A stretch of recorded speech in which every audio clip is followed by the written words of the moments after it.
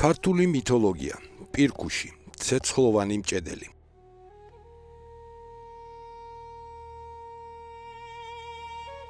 ქართული მითოლოგია არ არის მხოლოდ ძველი თქმულებების კრებული. ეს არის ცოცხალი სამყარო, სადაც მკაცრი რეალობა და ზებუნებრივი ძალები ერთმანეთშია გადახლართული.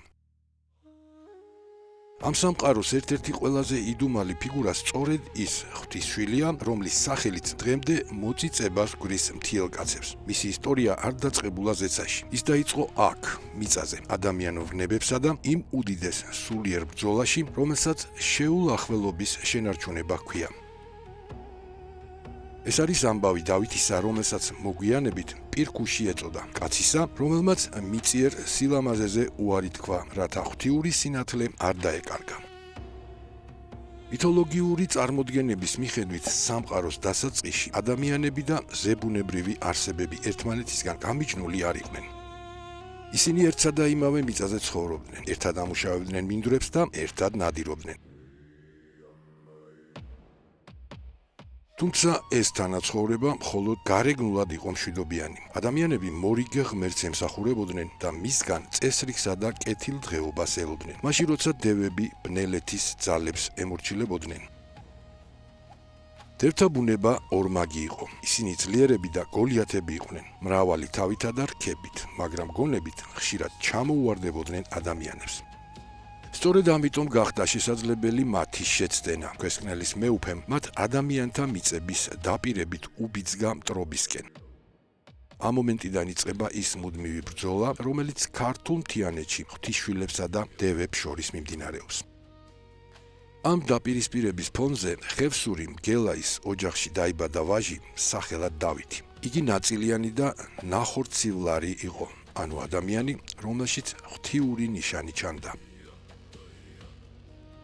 დავითი გარეგნობით ახოვანი და ძლიერი იყო, თუმცა ცალი ფეხით კოჭლობდა. ამ ნაკლს ხალხი თითქმის ვერ ამჩნევდა, რადგან მისი ვაჟკაცური იერი განსაკუთრებულ შთაბეჭდილებას ახდენდა, მაგრამ სწორედ აქ იწყება მისი ცხოვრების მთავარი შინაგანი ჭიდილი. ქალების ყურადღება მისთვის სიხარული კი არა, საფრთხე იყო. იგი შეულახვლელად ითვლებოდა, რაც იმას ნიშნავდა, რომ სულიერ სიწმინდეს უფრთხილდებოდა და ეშინოდა ადამიანური ნებები ამ გზიდან არ დაეშორებინა. ქალთა მუდმივი ყურადღებითა და ცდუნებებით შეწუხებულმა დავითმა მორიგე ღმერთს შესთხოვა. მისთვის ისეთი რამ დაემართა, რომ ადამიანებს მისკენ აღარ გაეხედათ. ლოცვა შეუსრულდა, მძიმე სნეულება მისი სახე შეცვალა, შრამიანი, დაღლილი და მკაცრი იერი მიეცა.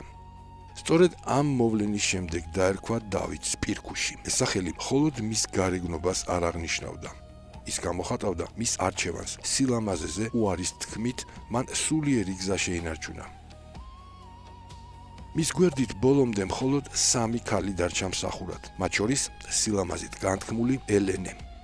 პირქუში არა მხოლოდ ასკეტი, არამედ შეუდარებელი ოსტატიც იყო. იგი მთელ დროს სამჭედლოში ატარებდა და ადამიანებს საჭირო ნივთებს უჭედავდა.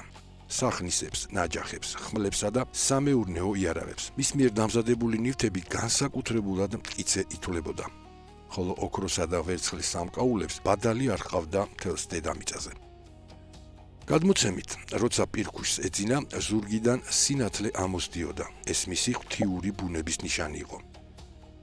თუმცა მისი მიწიერი ცხოვრება მოულოდნელმა წინასწარმეტყველებამ შეცვალა. ერთ დღეს მის გრდემლზე თავისით გაჩნდა წარწერა, რომელიც დავითის გარდაცვალების ზუსტ დღეს იუწყებოდა. პირქუშმა სცადა ბედისწერის შეცვლა. გრდემლი ცეცხლშიც კი ჩააგდო წარწერის ამოსაშლელად, მაგრამ ის მაინც უცვლელი დარჩა. მითოლოგიურ აზროვნებაში ეს მნიშვნელოვანი დეტალია. ადამიანი თუნდაც ღვთიურ ძალებთან ახლოს მდგომი ბედისწერას ვერ გაურბის. დათქმულ დღეს დავითი გარდაიცვალა, მაგრამ მისი ისტორია ამით არ დასრულებულა. მორიგე ღმერთმა იგი ღვთის შვილთა რიგებში ჩარიცხა. ასე გადაიქცა ადამიანი ზეციურ არსებად, ღვთის შვილ პირქუშად. მისი სამყოფელი მეცხრეცაზეა, სადაც მორიგე ღმერთის, ოქროს ტახტი და უკვდავების წყარო, ვეშა წყარო მდებარეობს. თავდაპირველად მისი ძალა ფშავში, ახადის გორაზე იყო. შემდეგ კი ხევსურეთში, ბაცალიგოში გადაინაცვლა. ამ დროისთვის უკვე მძვინვარებდა ბრძოლა დევებსა და ღვთის შვილებს შორის. პირქუშის ჩაერთო ამ ბრძოლაში, მაგრამ რადგან მისი ძალა ორად იყო გაყოფილი, ახადსა და ბაცალიგოს შორის, ახადში დარჩენილ ნაწილს სათანადო წინააღმდეგობის გაწევა გაუჭირდა. ერთ-ერთ ბრძოლაში დევებმა პირქუში დაატყვევეს და აიძულეს, მათთვის იარაღი ეჭედა. ეს ეპიზოდი განსაკუთრებულ მნიშვნელობას ატარებს. ჭედელი, რომელიც წესრიგისა და დაცვის სიმბოლოა, ქაოსის ძალების სამსახურში აღმოჩნდა. ტყვეობაში მყოფმა პირქუშმა ქადაგის პირით მრისხანე მუქარა შემოუთვალა თავის დამტყვევებლებს. თუ თავად არ შესწევდა ძალა მათ გასანადგურებლად, ბაცალიგოში მყოფ თავის მოძმეს მოუხმობდა. დევებმა ეს მუქარა სასაცილო დაიგდეს, მაგრამ მალე მათ თავს ნამდვილი რისხვა დაატყდათ. წყაროსთაული წმინდა გიორგი, კოპალა და ბაცალიგოელი პირქუში ერთად დაესხნენ თავს დევებს. ერთიანად გაჟუჟეს ისინი და ქვესკნელისკენ განდევნეს.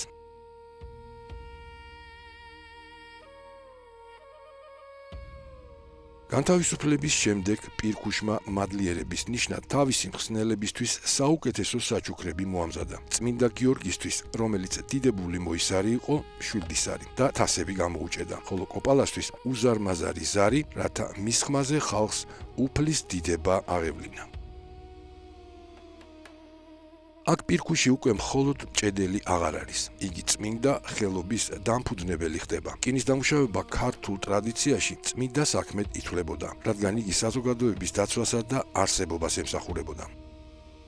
დღეს პირქუში აღმოსავლეთ საქართველოს მთიანეთში ჭედლების უპირველეს მფარველად და მასწავლებლად მიიჩნევა. მას ლოცვებით მიმართავდნენ და მის სახელზე სალოცავებიც აშენდა. მისი სახე აერთიანებს ორ იდეას: სულიერ სიმტკიცეს და პრაქტიკულ შრომას. იგი არ არის მხოლოდ მებრძოლი ან მხოლოდ ოსტატი. იგი ადამიანური ცხოვრების წესრიგის დამცველი ძალაა. პირქუშის მითში განსაკუთრებით თვალსაჩინოა მსხვერპლის იდეა. მან საკუთარი გარეგნობა და ადამიანური ბედნიერება დათმო, რათა შინაგანი სიწმინდე შეენარჩუნებინა. შემდეგ სიცოცხლეც დაკარგა, მაგრამ საზოგადოებამ იგი მფარველ ძალად გადააქცია. ამით მითოლოგია ხაზს უსვამს, რომ გმირობა არა მხოლოდ ბრძოლაში, არამედ საკუთარი თავის დამარცხებაშიც მდგომარეობს. ასე ჩამოყალიბდა პირქუშის სახე ქართულ კულტურულ მეხსიერებაში, ცეცხლოვანი ჭედელი, რომელიც ადამიანთა სამყაროსა და ზეციურ წესრიგს შორის შუამავლად დგას.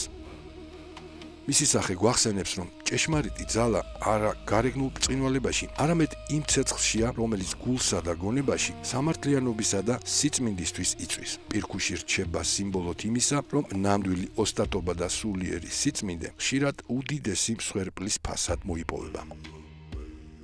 იგი არის კაცი, რომელიც ღმერთად იქცა, მაგრამ გულით მუდამ თავისი ხალხის ოსტატად და მფარველად დარჩა.